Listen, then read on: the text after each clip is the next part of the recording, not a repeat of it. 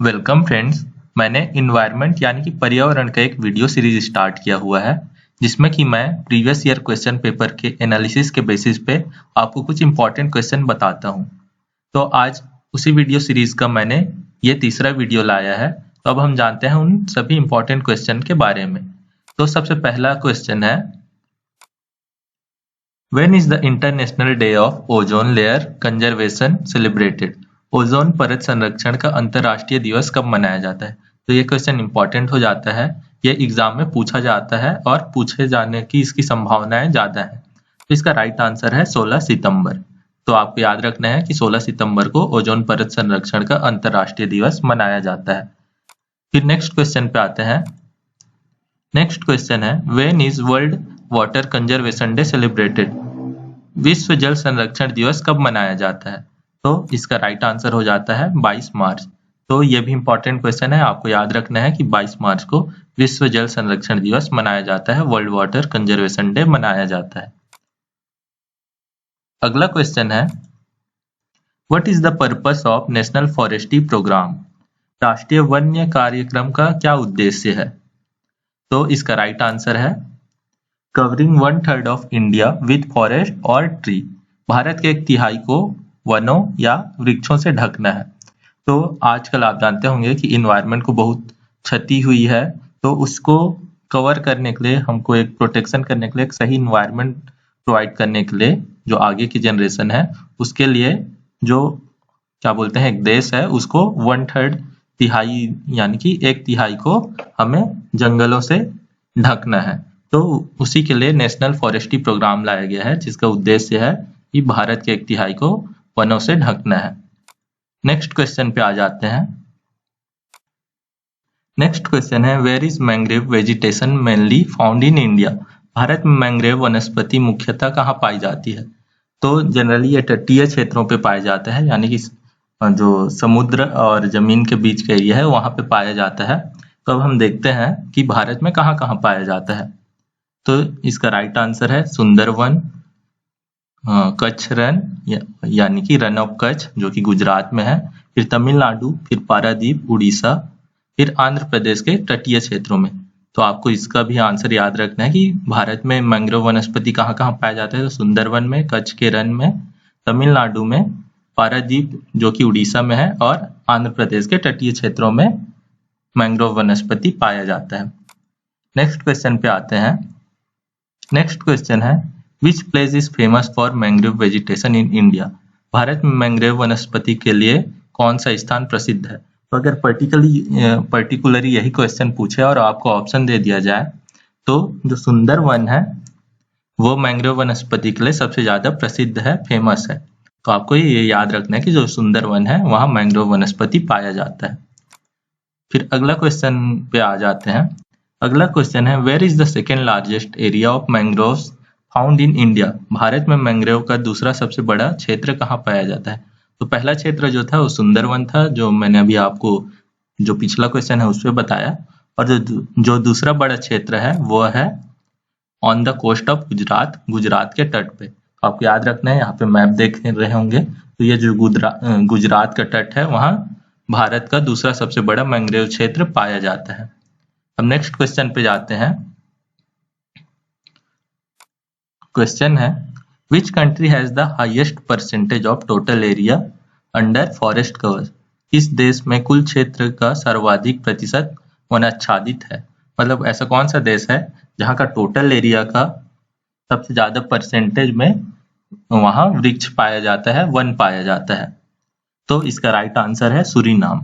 तो ये south America यानी कि दक्षिण अमेरिका का एक देश है, वहां सबसे ज्यादा प्रतिशत में वन पाया जाता है। तो आपको ये याद रखना है। फिर नेक्स्ट क्वेश्चन पे आते हैं। नेक्स्ट क्वेश्चन है, which state has the maximum area of forest? किस राज्य में वन सर्वाधिक क्षेत्र है? तो इसका राइट आंसर है, यहाँ भारत की बात हो रही है तो इसका राइट आंसर है मध्य प्रदेश। तो मध्य प्रदेश में जो वन का क्षेत्रफल है वो सबसे ज्यादा है अन्य राज्यों के मुकाबले में। तो राइट आंसर है यहाँ पे मध्य प्रदेश, ये आपको याद रखना है। और छत्तीसगढ़ का स्थान यहाँ पे तीसरा है, ये भी आपको याद रखना है। नेक्स्ट क्वेश्चन है, when was the national Ganga river basin authority formed?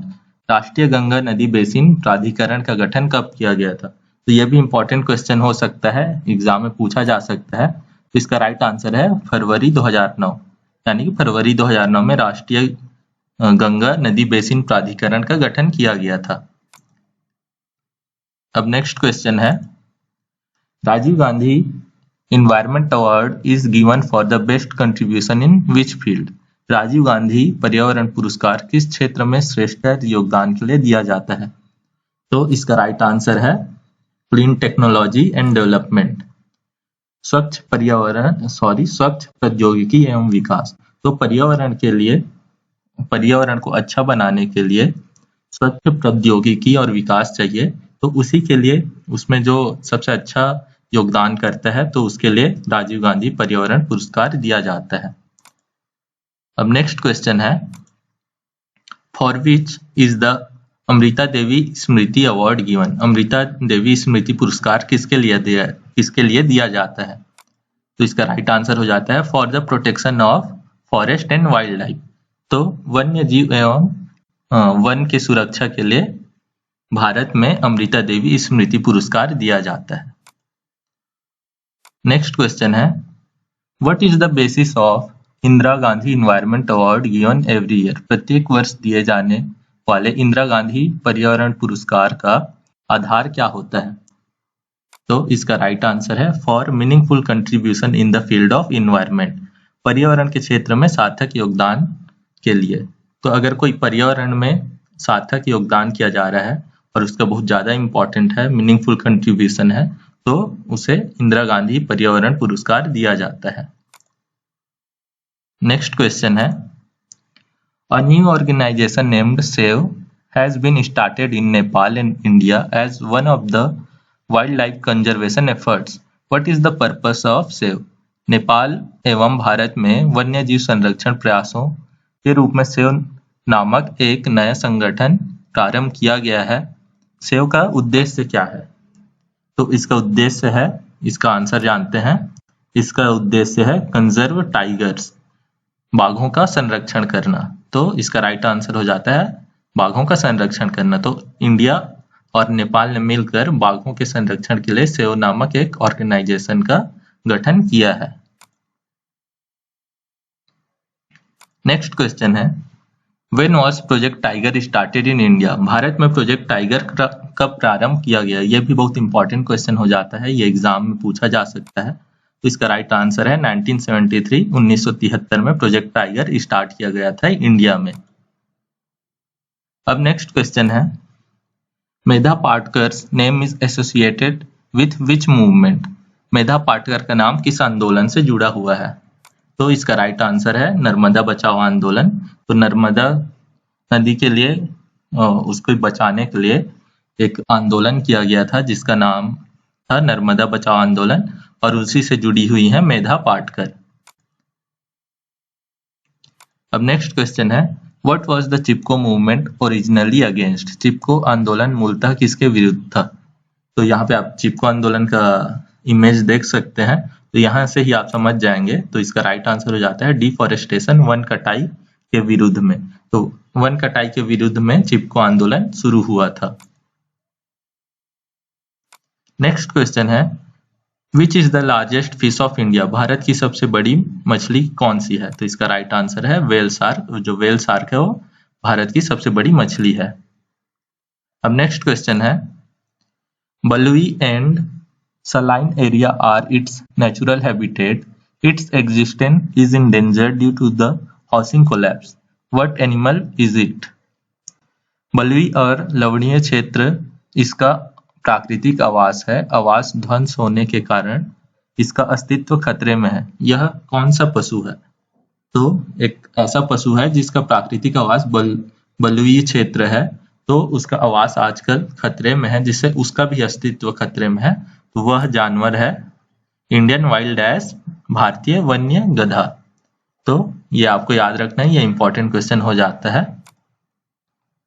Next question है, which drug is responsible for decline in number of vultures? कौन सी ड्रग गिद्धों की संख्या में ह्रास के लिए उत्तरदायी है? तो ये पिछले साल पूछा गया था और भी आगे आने वाले एग्जाम में पूछा जा सकता है। तो इसका राइट आंसर है डाइक्लोफेनिक सोडियम। तो डाइक्लोफेनिक सोडियम के कारण गिद्धों की संख्या में कमी आई है। अब नेक्स्ट क्वेश्चन है, where is a dinosaur cemetery called? तो डायनासोर्स का कब्रिस्तान किसे कहा जाता है? तो इसका राइट आंसर है मोंटाना। मोंटाना को डायनासोर का कब्रिस्तान कहा जाता है। अब नेक्स्ट क्वेश्चन है, where is the national environment engineering research institute, जिसको शॉर्ट फॉर्म में नीरी कहते हैं, लोकेटेड? राष्ट्रीय पर्यावरण अभियांत्रिकी शोध संस्थान नीरी कहाँ स्थित है? तो ये भारत का एक संस्थान है जो पर्यावरण के इंजीनियरिंग रिसर्च करता है, और ये कहाँ है? ये है नागपुर में। तो नागपुर में नीरी स्थित है, ये आपको याद रखना है। अब नेक्स्ट क्वेश्चन है, where is the headquarter of UNEP located? UNEP का मुख्यालय कहाँ स्थित है? तो ये आपको भी याद रखना है। इसका मुख्यालय है नैरोबी में, जो कि केन्या में है। तो केन्या के नैरोबी में यूएनईपी का मुख्यालय स्थित है। अब नेक्स्ट क्वेश्चन है, what is the full form of EPA? EPA का पूर्ण रूप क्या है? इसका राइट आंसर है environmental protection agency. Next question है, which animal is the symbol of world wild life fund? World wild life fund का प्रतीक कौन सा जानवर है? तो यह भी इंपॉर्टेंट क्वेश्चन है, मोस्ट इंपॉर्टेंट क्वेश्चन है, ये एग्जाम में पूछा जा सकता है। तो इसका राइट आंसर है जायंट पांडा। तो यहाँ पे आप देख सकते हैं इमेज में ही, जो जायंट पांडा है वो WWF यानी कि वर्ल्ड वाइल्ड लाइफ फंड का सिंबल है, लोगो है। नेक्स्ट क्वेश्चन है, what is the main reason for Nagaland's mountains becoming increasingly barren? Nagaland के पर्वत क्रमशः बंजर होते जा रहे हैं, इसका प्रमुख कारण क्या है? तो इसका प्रमुख कारण है झूम कृषि, शिफ्टिंग कल्टीवेशन। तो शिफ्टिंग कल्टीवेशन के कारण नागालैंड के जो पर्वत है, यहाँ पे आप इमेज में देख रहे हैं, उसके कारण ये बंजर होते जा रहे हैं। अब लास्ट क्वेश्चन है, what is the foot sign और foot mark technique used for? पग चिन्ह या फुट मार्क तकनीक का प्रयोग किसके लिए किया जाता है? इसका राइट आंसर है वाइल्ड लाइफ पॉपुलेशन एस्टिमेशन, वन्य जंतुओं की जनसंख्या आकलन में। तो जो पद चिन्ह है उसके माध्यम से जो जानवरों की संख्या है उसका आकलन किया जाता है। तो ये थे इंपॉर्टेंट क्वेश्चन, इन्वायरमेंट के एग्जाम में पूछे जा सकते हैं, यह सभी आपको याद रखना है। आई होप आपको वीडियो पसंद आई होगी। Thank you for watching. इस वीडियो को लाइक करिएगा, अपने दोस्तों में शेयर करिएगा और मेरे चैनल को सब्सक्राइब करिएगा।